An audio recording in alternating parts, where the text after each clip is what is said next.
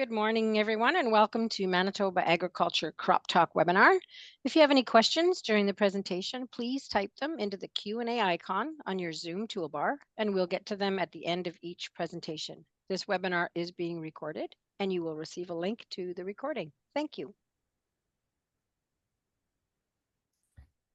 Thanks, Laurie. I'd like to welcome everyone to the May 29th edition of Crop Talk. And today what we're going to do is we're going to start off with a bit of a crop update, see how we've done over the past week and getting the crop in. And then we're going to talk a little bit about drones. I've been getting a few questions from mainly from producers regarding what are their chances, what are their ability to be able to start using drones. So I thought we could get Sarah on today to talk a little bit about the navigating the regulations and just how I guess how it's going to be, or how things are going to probably land up working out before we actually get to use this new technology. And then from there, we're going to jump into the crop scouting panel, where there's been a couple questions have come in, and maybe a couple as we're going through the rest of the presentation today. So with that, I'll just start with the update. And highlights of the crop report. Well, right now, when you look at the crop, I guess look at past week, I guess we experienced some rain over the week that actually wasn't overly needed, but still, I think a lot of producers weren't discouraged by getting the rain and slash snow. It was moisture is always welcome, and I think we until we start getting too much, I think nobody's going to complain too much. We were able to get a lot of crop, in a short period of time last week. One thing that did, I guess, concern some producers is maybe some of the cool nights we were getting, and I think that's something that did get a few calls on, but I don't think the temperatures dropped low enough in any of across the province where they would have done any damage to any emerging crops. Most of the canola that has been planted is still in the ground, and even still, we barely broke -1 for a couple hours. So again, damage was insignificant, I guess, throughout the growing region. I guess all areas of the province right now, because of the rains and slash snow we've been getting, have accumulated at least 100% of their normal precipitation by this time in May. And there are several areas that are reporting actually 200%, are in that range of 200% of their normal precipitation, which again, has made seeding in some areas a little bit tricky. I know I've been talking to producers, and straw has been actually more of an issue than the soil moisture. Straw, especially seeding canola, a lot of producers are having issues with straw bunching and piling and not working its way through the drills, and so guys are having to do either one or maybe two extra passes across the field, whether they're pulling out the sulfurs or just instead of harrowing once in front of the drill, maybe harrowing twice in front of the drill, just trying to break that straw up. And I think it all stems back to last year when we had some more damp conditions when it came into harvest. And so we had a lot of producers cutting the stubble fairly high, or higher than maybe they normally would. So now we have longer pieces of stubble to deal with, and we just don't have the heat and the wind right now to dry that stubble down good enough so it breaks up into pieces. It's kind of just leaning over as you go through with your harrow bar. And then when you go with the air seeder, it's not working its way through. It's kind of starting to bunch and pile. So I think over the next couple of days here, well, I shouldn't say that either, because they're calling for maybe some rain again tonight. But I know yesterday I was talking to a couple of producers, and they were saying it's starting to work through a little bit better. But again, as I mentioned, more producers were starting to look at maybe working some of the soil. I think the biggest thing is that getting that decent seed bed for your canola to get going, and I think getting that soil seed contact is one of the biggest things. And I think it can grow through a lot, but I think just it all stems back to wanting to get the canola up and growing fast. And I think, when we see flea beetle issues in the past, we want to make sure that that's kind of what we're doing to get that seed growing fast. So just one of the things I've been seeing over the last few days and hearing from producers over the last few days. So where are we in seeding progress? So for the province, we're about 64% right now. Spring wheat right now is about 87% complete. Barley about 79% complete. And I would say right now regarding barley, most of the malt barley's in already. We just have some feed barley going in and maybe some silage barley that'll be going in to finish up that other 20% or so that's still needed. Peas 96% complete, canola 41% complete. So we definitely took a jump in canola acres this past week and getting some of it in. And I guess that's another thing when you get talking to producers, it doesn't take long once you start seeding canola, because you can do a lot of acres in a fill and you can get a lot of acres done in a day. Soybeans about 55% complete right now, and it's that's jumping every day too. I think a lot of producers are if they're not sowing canola, they're probably sowing their soybeans right now. So will be that percentage will probably be higher by the next crop report as well. Early seeded crops are coming up and growing fast. I know I was talking to several producers that have wheat in the 3 to 4 leaf stage already, basically getting into the time where they're going to be looking at spraying for weeds. Some producers were holding off last week because of the cool conditions and the chances of frost that were being reported. So I think this week we're going to see a lot more producers getting some of those crops sprayed. I think the biggest issue when we get talking about spraying is we need to watch because I know we are getting some windy days. They're talking today again, 50 to 60-kilometer winds. So pick your fields. Don't be spraying when it gets too windy. I already talked to one producer this week that had weed up that the other producer was doing burn off and drifted onto his wheat. So it's something you need to start paying more attention to. When there's no crop up, it seems like it's a lot easier to get some of these acres sprayed. But now that there's crop up, I think you need to be checking your surroundings a fair bit here and making some good decisions when it comes time to spray. Where does our seeding compare to last year or previous years? And we're pretty much bang on. We've got 64% to 62% from previous years, and then our average is right around the 75. So we're not too far from being right on with our averages. And like I mentioned, I guess if we don't get a whole bunch of rain here, we're going to see that number jump by quite a bit for next week, because acres are going in quick now. And just by information from crop insurance with seeding dates and yields, we're in that position right now where we're getting to the end of June.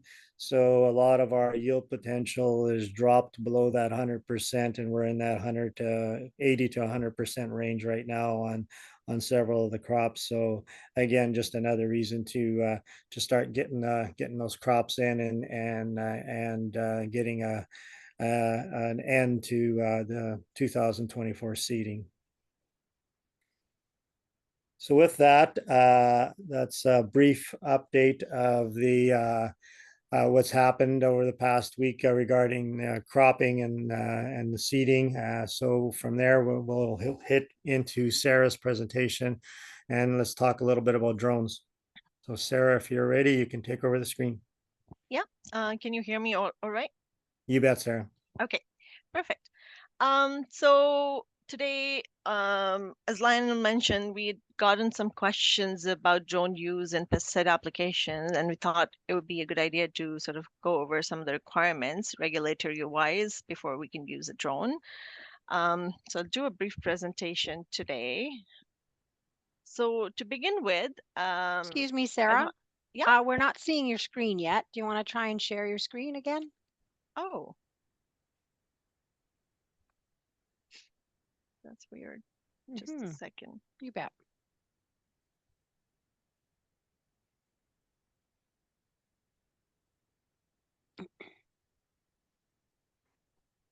I'm just seeing Lionel's screen. Is that right, Lionel? That's what you see as well, right? Oh, Yeah, there we I go. see Can you Sarah's see? taking it now. Yeah. Yeah, you bet. And then you can just put it into slideshow.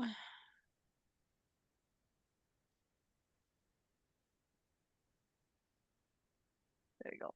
Can you see it now? And you want to do that swap again, that display settings, and then swap. There you go. You bet. There you go. Okay. Okay.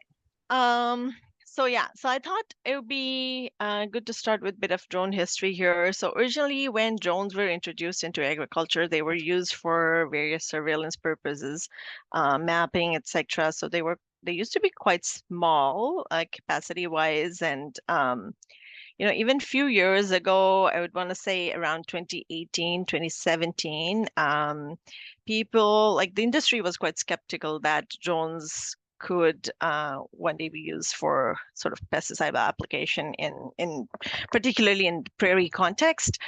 Um, but in the more recent years, drones have become quite popular and they have evolved quite a bit. Now, in the present day, you can find really um, drones with an improved capacity. So that has allowed pesticide application with drones in prairies to be a bit more realistic than in the past. And when you look globally, there has been countries, particularly in Eastern Asia, where drones have been used successfully for pesticide application. To name some of the few, Japan is sort of the leading country for this type of technology, and China and South Korea also has used some of these drones for pesticide applications in their jurisdictions as well. So that's interesting. But when you talk about drones, when you say drones, you probably have this sort of picture in your mind saying that, this looks really great. I would want to use that in my farm. And, you know, wouldn't it be so cool to have this particular technology in my farm? It would be, but today I would put some brakes on here, regulatory wise, and go over some of the requirements regulatory wise for these drones that are being developed at the moment. And talk a bit about pesticide legislations and how pesticides are regulated overall in Canada and in Manitoba here. So that will, I think, provide some of the background information on why is it taking so long for these approvals to be in place. Um, so yeah, let's begin. So to begin with, some of the pesticide laws in Canada and in Manitoba, there are federal laws and there are provincial legislations that regulate pesticides in Canada and in Manitoba.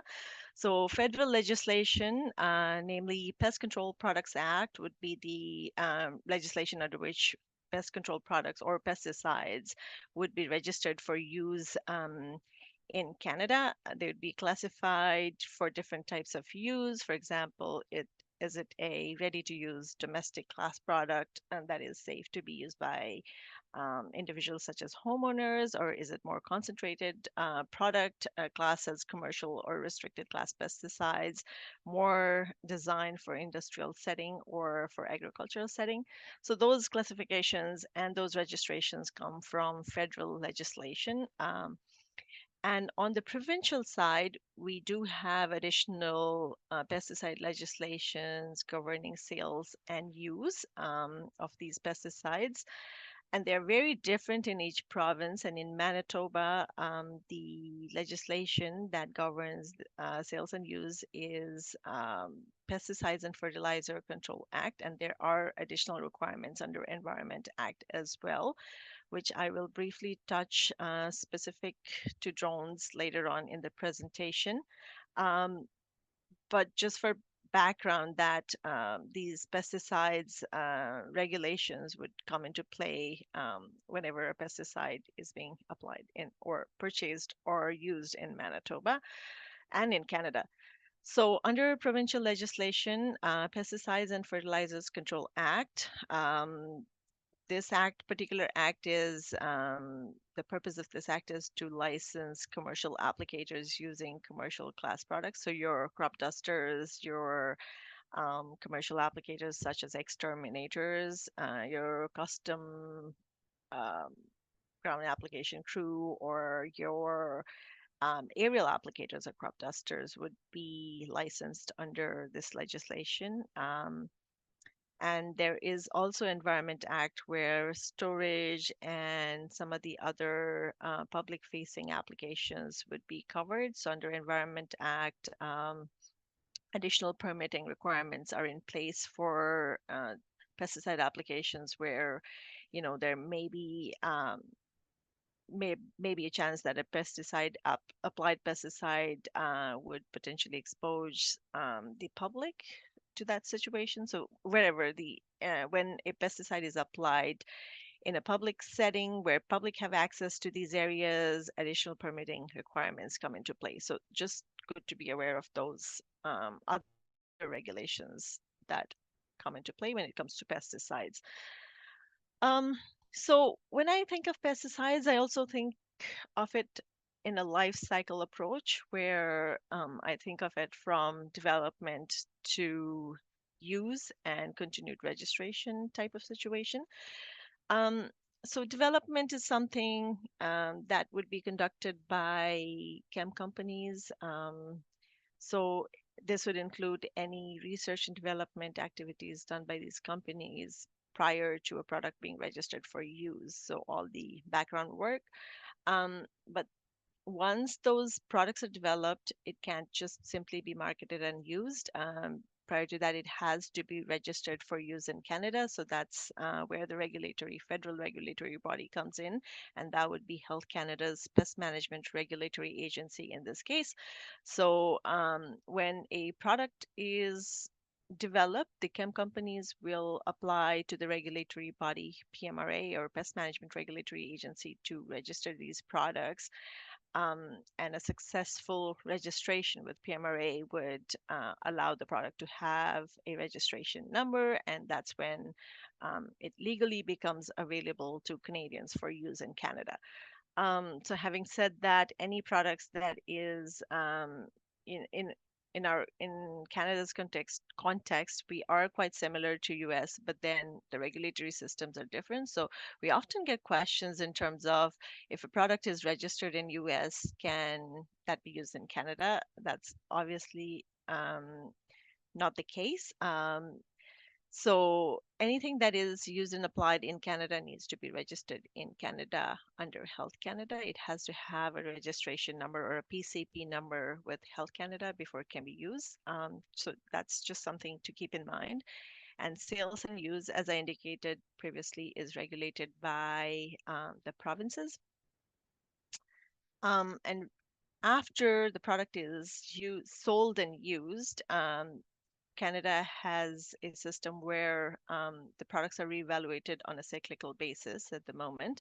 So even after several years of registration and use, Health Canada will reassess the available scientific information to see that the information we have on hand, Canada has on in hand, is still relevant, current, and is still in interest of Canadian public and the environment. So they have to verify that. So that's where the revaluations come into play. So when you talk about drones kind of come in later in this life cycle where, there are multiple conventional products that are available for use in Canada. but drones are only coming in later, meaning they didn't always exist. So they are a new technology that is only being introduced right now. So we have a situation where um, a lot of the data has been developed from during the time of development of a product that is currently registered, but they're not developed specific to drone applications. So when a product was initially registered, nobody possibly imagined that drones would one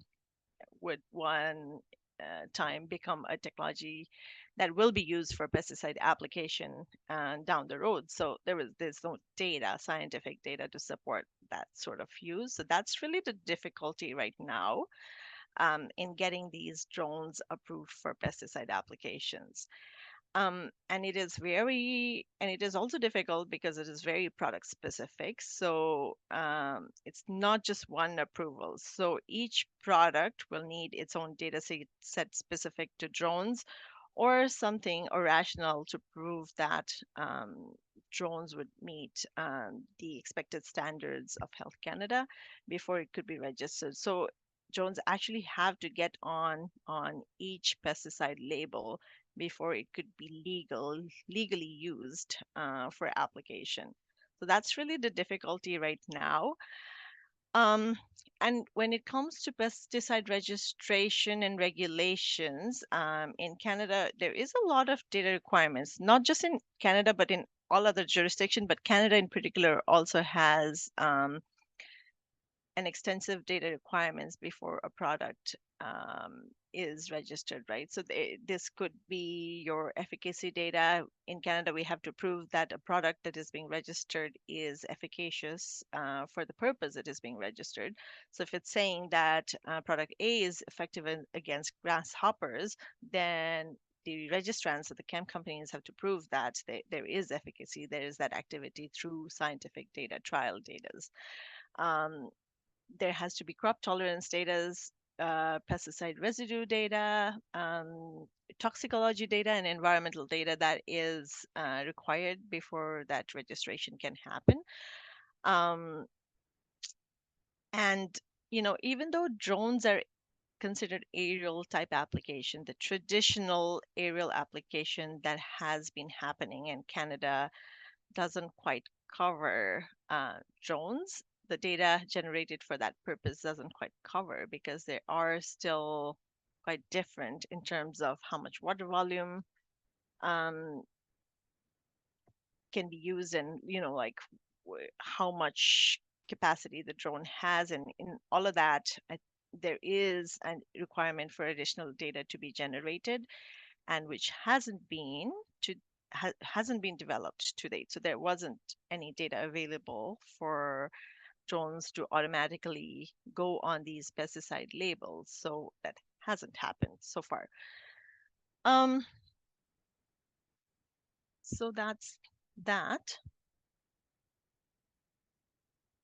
So if you look at a comparison of traditional aircraft and a drone or a remotely piloted aircraft system, um, there were some differences, some obvious differences. So a traditional aircraft, like the one that a crop duster would use, would be either a fixed or a rotary wing aircraft would be considered a traditional type, versus drones are really considered under as remotely piloted aircraft system. So obviously the traditional one would have a pilot inside an aircraft versus drones, it would be operated remotely. So the pilot operating it would be on the ground, um, within a distance, but on the ground, so outside of a drone. Um, and that's important because all the data that has been generated in the past for aerial application were generated and representative of the fact that the pilot was actually inside the aircraft. It's a bit of a closed cab system if you compare it to a ground application unit. Um, so, like I said, the directive that there is for aerial application currently, as directed by Health Canada, does only cover the fixed and rotary wing aircraft. So that would be your crop planes that the crop dusters use and helicopters, because there is some applications that happen in forestry with helicopters as well. Um, so that would be covered under that. But the drones, PMRA has said that the drones would not be covered under that directive, even though it is considered aerial application. Um, so yeah, those are some important differences in terms of where the data gap is, and also more recently in terms of water volume. There's nothing to sort of cover that low water volume application, because in comparison to the traditional aircraft, it is expected that the um, drones would have a lower water volume water volume that they could carry. So it obviously has to be sort of looked into. So that's where some of the work is being focused on at the moment, and there's no clear path forward just yet, just because we don't have the data to prove otherwise. Some of the fast facts, just because we've been getting more questions in terms of, so are pesticides registered for use with drones? To answer that, in September of 2022, there was a label amendment request that was approved by Health Canada. So it's a label amendment because it's a product that is already registered in Canada, but they're just asking for drones to be added onto that label as the application method. It was approved for 2 biological pesticides, and these biological pesticides were larvicide products for mosquitoes. And they were approved for use with drones, but without drone specific data. So because it was biological, it was a granular product, and the one other was suspension, I believe. But anyways, the water volume was not in question. So, and the other relevant data that was submitted, other relevant information that was submitted showed that the risks were acceptable. So these biologicals were registered. So with granular, you're basically just spreading the granular product. There's um, no issues with that. So that was registered, but to date, there has been no conventional products approved. So I know there has been more talk in the recent times, at the trade shows. Different drones have been showcased, and I understand there is quite a bit of advancement in the technology as such, but from the regulatory perspective, there is no conventional product that could be used, um, with drones. So in reality, there is no product that can be applied with drones at the moment. So, well, even before I answer this, do I think drones are here to stay? Yes, absolutely. I think drones are here to stay. But can we apply pesticides using drones at the moment? No, we can't. But there is, as I speak, there is more work happening in this area. It's been a very popular topic in the more recent years. There's more work being undertaken by chem companies and by government agencies at the same time. So um, particularly relating to data generation. So I could see that that could quickly change. The approval status could quickly change. But as of this morning, I checked and there has been no other approval. So I can confidently say at this point that there is no products that are approved at the moment. But there may be a question as to how do you know if a product is approved when it's approved, right? So one way to check that would be checking the pesticide product label, which has always been our advice that if you're using a product, you should regularly check the pesticide labels for any updates, because those are legal documents, legal enforceable documents.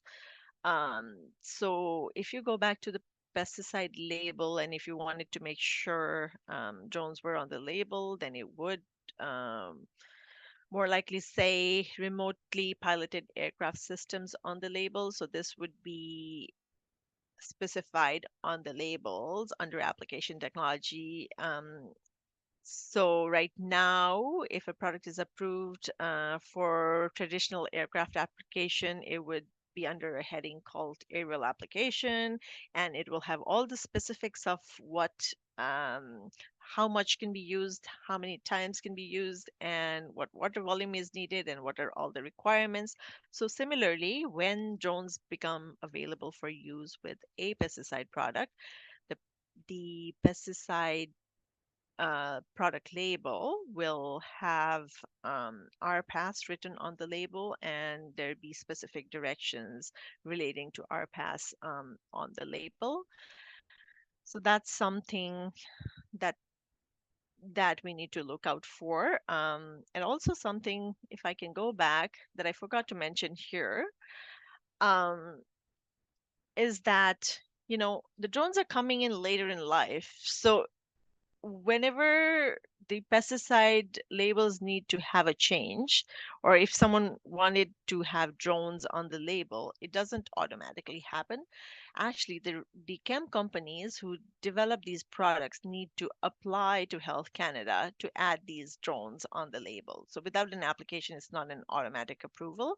So if there is a product of interest, if the chem companies can pack that up, they are the ones applying for these label amendments. So that's why there are label amendments um, to Health Canada before these use can be added. So once the label amendment is submitted by the chem company with necessary data, Health Canada will have a look at it, and then they will assess if it is acceptable or not, if it is within the acceptable risk or not. And if it is, then the registration is granted, or the label amendment is granted in this case. So that's also something to keep in mind. This has to come from individual chem companies. And not through government agencies until, well, I guess until a label amendment request is submitted to the PMRA, they can't really approve anything if they don't have the application. Um, yeah, so we talked about this. The RPAS would be written out on the label, so you'd have to look for that basically. Um, and also there has been for some questions about training and certification. So right now, for crop dusters, we have certification requirements. They have to have take a couple of courses and exams before they are eligible for a license, and that standard is developed. That course standard is developed by a national committee. So right now, at the national committee level, drones specific manuals are being developed. Drone specific training material is being developed as well, particularly in terms of pesticide application, not relating to the operating of the drones, but for pesticide application side of things. So that's also sort of another moving piece in this discussion, that there may be some training requirements and some additional regulatory role that may come into effect. And in Manitoba's context, it may or may not apply. A lot of the times, there is additional requirements put on the label. So if there is requirements on the label saying that a drone application of a particular product requires that um, the individuals be certified, or there is a certification requirements put on the label, then the provinces would have to sort of abide by that, and then there be certification requirements put in place. Um, and also for commercial applicators, though, like if it is drones are being used commercially to apply pesticides, then there would be that certification requirement for those commercial applicators as well. Um, yeah, so I kind of spoke to that a little bit. So right now, there's definitely, if you're operating a drone, you need license from Transport Canada to operate these drones. And there are, from what I understand, there is two different classes of it. One's if your drone is under 25 kgs, and the other one's if the drone is over 25 kgs. And there has been some discussions about a mid-size drone license, but we haven't heard anything further on that. So there may be changes coming to that as well. But at the moment, there are two different licenses that is issued by Transport Canada. For smaller drones and for larger drones. So that's one of the requirements that we would have in place before even before considering that considering drones for pesticide applications. And again, like I said, there is certification and licensing requirements that may apply to commercial applicators and farmers. So those are the moving pieces. We don't know for sure yet. Those standards are being developed. So there's not much at the moment, but there is more work happening, more background work happening. So there's no definitive answer, but um, the gist of it is the big take-home message today would be that there are no products that are approved at the moment. So licensing is a secondary thing. Other requirements is secondary things. Even certification is secondary thing at the moment for pesticide application because there is just no products that is approved for use with drones. So the short answer to drone application at the moment would be no, it cannot be used unless it's the larvicide product that you're using for mosquitoes. That's a whole different story. But there would be certification requirements for that as well. But for crop applications, there's no product approved, and that's all I had for today. And that's my contact information in case you had any further questions. And if you have more questions today, feel free to ask me that. But there is a lot of moving parts with that. It may not be the answer that you were looking for today, but that's where we're at regulatory wise today. Um, but like I said, this has a lot of moving parts and things could change quickly. So I think that plan would be to sort of disseminate that information to the industry as and when it becomes available. But yeah, like as of right now, there is nothing that could be used. And anything, if anybody is using a product, um, a conventional product by drones. The only way to do that right now would be for research purposes, and you'd have to have a research authorization through PMRA to be able to do that, to conduct some research. But otherwise, it would be considered a violation of the Federal Pest Control Products Act. Um, and there may be consequences relating to that, but regulatory consequences relating to that. But I would just like to reiterate that commercially, there's no products that is currently can be used. And that's all I had for today. Okay, thanks, Sarah. Regarding certifications, if I remember when we went through the custom application for high clearance sprayers, that took a fair bit of time just to do that, and that was just for custom. So if we're going to look at producers having to get this, do you vision an online type course, or is it something where I know we did it through classroom type sessions, and it took a lot of time, and that was only for a small portion of the Okay, industry. so this is the tricky part because um like it's still a moving part regulatory wise as to who is going to have to be licensed. So I don't want to speak too much to that, but I mean, if and when it becomes when it will be the question of certification, there are our courses, certification courses that we offer are through Assiniboine Community College. That's where all pesticide certification courses are offered through, and they can be taken online. They're self-study courses. So they're self-study, but you have to appear for the exam, and it is an online exam that you can write as well.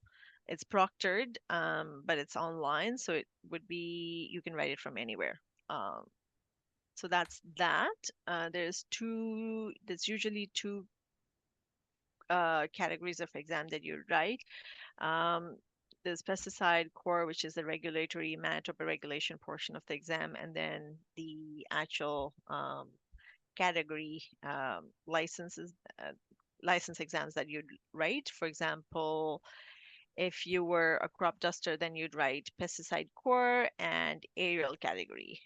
So in this, like hypothetically speaking, if we were to certify someone for a drone, um, then they would write pesticide core and an RPAS exam. That's technically how that would work, but that manual and the training certification standard is being developed, so can't speak much to that. Like until that's finalized, we don't know what's it gonna look like.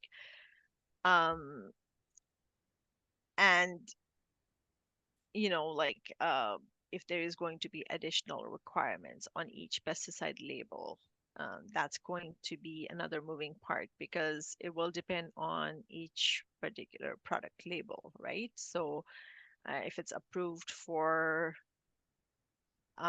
application um, by individuals without a license or not, in prairie provinces, farmers are exempt from.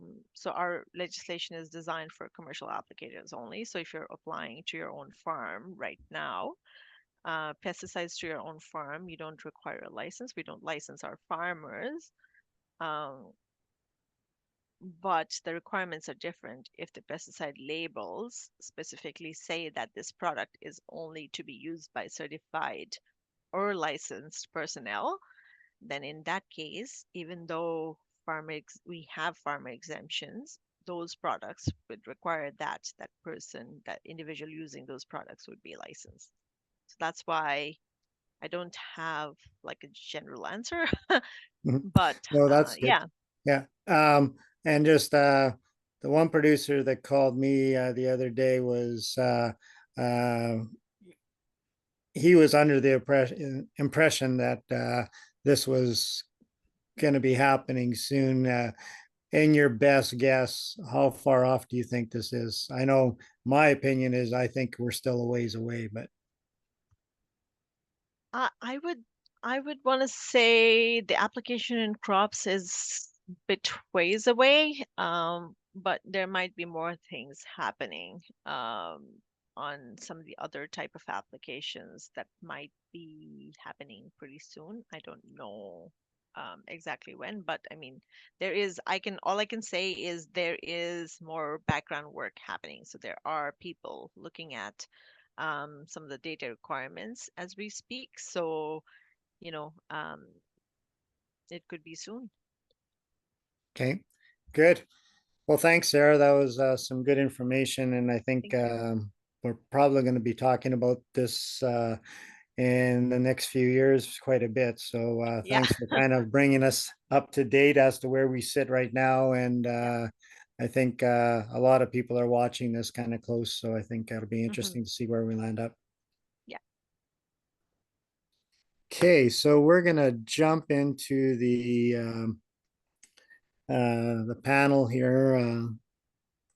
And there was a couple questions that came in. I think we got time for probably answering a few questions. So a couple questions that have come in. And the first one I think is set up for uh, John Gavloski. In the past couple of weeks, there's been some reports in Saskatchewan regarding wheat midge and favorable conditions for wheat midge development this year. I was wanting to see if you could maybe talk about what conditions are needed for development of wheat midge, and uh, are we seeing similar conditions in Manitoba? And are there any natural predators for wheat midge? So, John, if you could take a stab at that one. Sure, yeah. So first of all, wheat midge overwinters as a fairly mature larva in the soil. And if they get decent soil moisture, they will complete that larval development. They will turn into their pupa stage, and then they come out usually in starting in very late June and through early and mid July. That's when you would see the adults. Their cycle is timed so that the adults are coming out when the crop is heading. Now, if you have your crop in early, it may already have headed before the wheat midge come out. So we don't expect to see any adult midge soon. What they're referring to in this report is that we've had those good soil moisture conditions. So what would happen if it was a very dry spring, very little moisture? Wheat midge has this ability to remain in its more dormant stage as a larva in the soil. We call them extended diapauses. So they can stay in that diapause right over the summer up until the next season. So they're basically waiting for that moisture. So that can happen if you have a very dry spring. We've had good soil moisture, so we don't expect midge should be in any extended diapause mode. So what's there will probably emerge. Now, how many do is another question. We'll have to wait and see on that. Regarding natural predators, now there's predators and parasites of wheat midge. The parasites are probably the most effective means of natural control, but there are predators too. And one group that's been studied is the ground beetles. And there's many different species of ground beetles. There was a study done in Saskatchewan at the Agriculture Canada Station, and they found that there were 14 different species of these ground beetles in their study that were feeding on wheat midge, the wheat midge larva in the soil. So ground beetles are running around on the soil. There's a tiny, really tiny ground beetle that we see really commonly on the soils here in Manitoba. It's called Bembidian, and there's no easier name for that one. These Bembidian are very small ground beetles running around on the soil. I see them during the day a lot. When I'm out doing ratings for flea beetles in June, early June, I often see lots of them because I'm down close to soil level and they're running all over the place. They will feed on wheat midge larvae. In lab studies, they found that if they only fed them wheat midge larvae, they would eat about 9 per day. Some of the bigger ground beetles eat even more. And so with that study, they concluded that in any given field, it can range anywhere from about 1 to 86 wheat midge larvae per field being eaten by ground beetles alone in a given day. So yeah, that's some of the background work done on the natural predators of wheat midge. Okay, good. So the next question I had was also for you, John, and it is regarding the pea weevil. And if you can maybe go through, it's something that we'll be seeing fairly shortly if it's in our fields, and if you can maybe just talk a little bit about it and what kind of damage it does and how to identify it. Sure. And so just a bit of background, there's several different types of weevils that you can find in a pea field. There is something called a pea weevil, but it feeds more on seeds, and we don't have a lot of them here. Then there's pea leaf weevil. So it's confusing because we have all these different weevils in peas. So pea leaf weevil, the photo you see here of the adult on the left, that's what's out there right now. They don't do a lot of economic damage. They will feed on the seedlings. That picture in the middle where you see those notches on the edges of the leaves, that's what they do. They will feed on the leaf edges. They make those semicircular notches. It's really not that economical. What is economical potentially, if there's enough of them, they lay their eggs and the larvae are in the soil, and they feed on the nodules that grow on the roots of the pea plants. They're not feeding on the roots, they're feeding on the nodules. Those nodules are what produces nitrogen for the plant. So if you have enough pea leaf weevil larvae feeding in the soil, you essentially end up with nitrogen deficient pea plants because they didn't produce the nitrogen they were supposed to. That's the problem with pea leaf weevil. It has been something that has been increasing in Western Manitoba. It's an invasive species. It moved in several years ago to Manitoba. We've been tracking it with annual surveys. Last year, we found it as far east as Elm Creek, so it's certainly into the central region, but levels were very low in most of the central region, much more abundant in the southwest, and even more abundant in areas of the northwest, up around Russell, Roblin, Dauphin. That seems to be the band where we've got some higher pea leaf weevil levels. As far as management options go, there are foliar insecticides registered. They don't work very well. There are seed treatments registered. They work better than the foliar products do. So it's a matter of knowing what you've got in your area, how big the risk is, and maybe considering one of the seed treatments if you're in a higher risk area. The way you would know, again, the surveying that we do in the spring, we do have people that go out and count notches on plants. And we do this as an annual survey.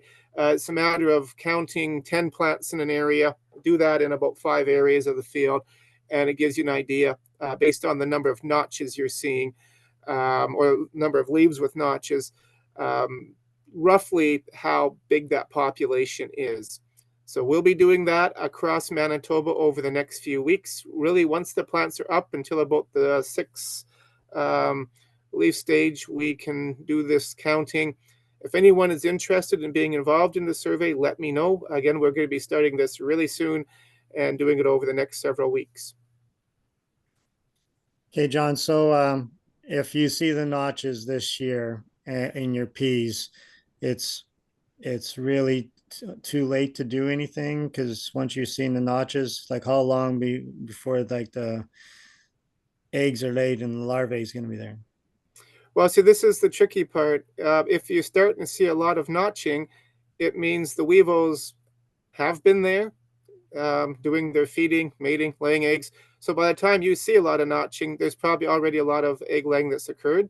So you could go in and knock the weevils out with an insecticide, but those eggs are still likely going to be hatching because they're in the soil. There's nothing that will kill those eggs in the soil or larvae in the soil. So that's why seed treatments are a better option than the foliar spray.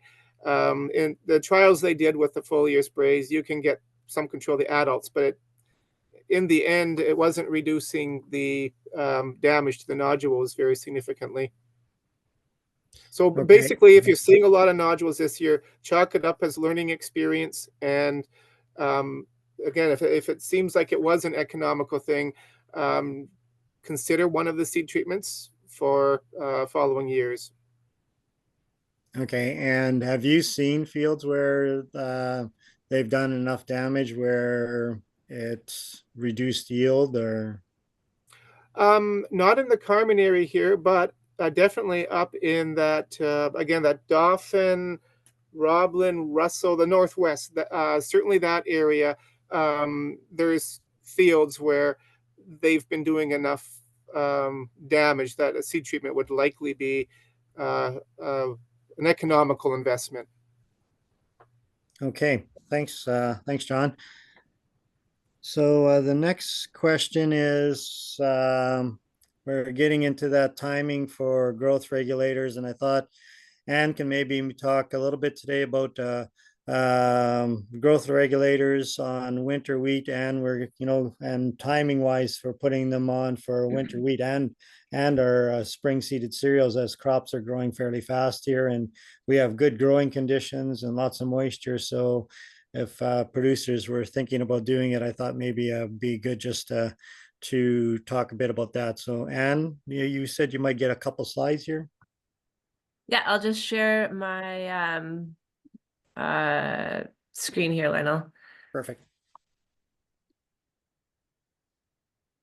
Okay, I think you can probably see my screen now. So yeah, plant growth regulators are registered for winter and spring wheat, barley and oats.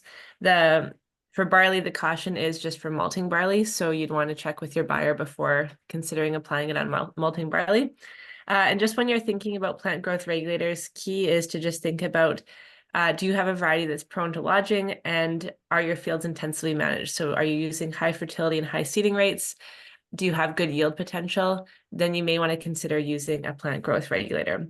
And also that you wouldn't want to be applying to any crop that is stressed. So any sort of like disease, insects, environmental stresses, just because you could have some negative side effects if the plant is under stress. So manipulator and modus would be the most common plant growth regulators, or the ones that we have available here in Manitoba. So the ideal application timing for those is at about growth stage 31 to 32.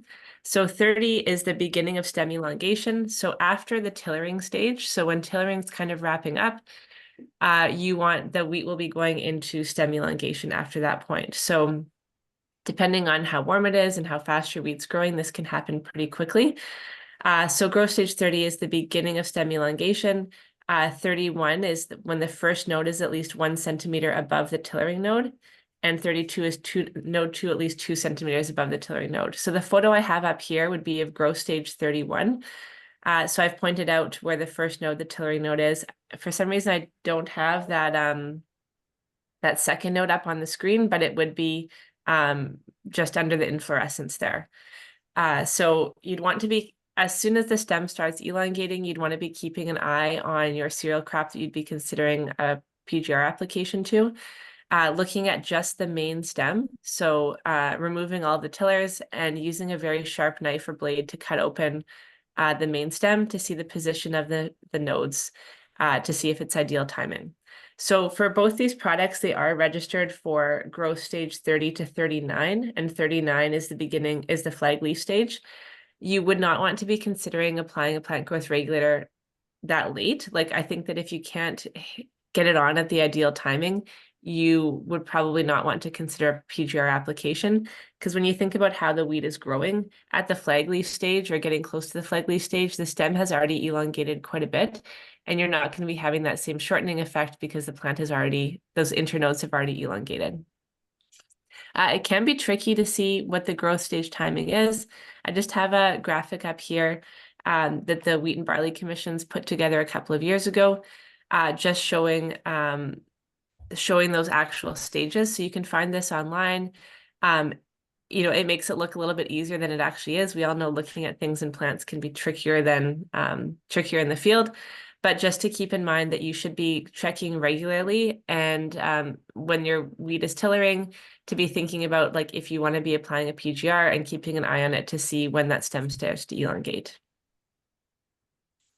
Okay, good. Thanks, Anne. That pretty much nailed it right on the head. I think a lot of guys that if they've been thinking about it or talking about it are going to be in that stage pretty soon here. So thanks, Anne. Thanks.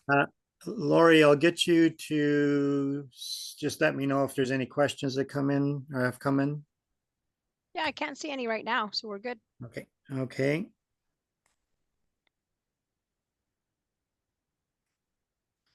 Okay, just a few slides to end things up for today. Field crop production guides, again, available at all your MASC offices, or a lot of the extension specialists have them with them. So if you're needing one, definitely, grab one. It's that time of year where that book is going to be read a lot. Hay for sale. I seen some trucks hauling hay the other day here. So if you've got hay for sale, definitely use our hay listing program. There's the information for our crop specialist in the province. So if you have any questions, give us a call. We'll do our best to get you the information you need or help you through some of the issues that you may be seeing in your field. Our livestock people have been getting a few questions regarding forages and grazing and stuff like that coming through. So if you got questions about your pasture, about grazing times and those type of issues, give any one of these people a call. There's the numbers for the MASC offices. So as you're getting close to wrapping up seeding, just a reminder that seeded acreage reports timing is going to be approaching soon.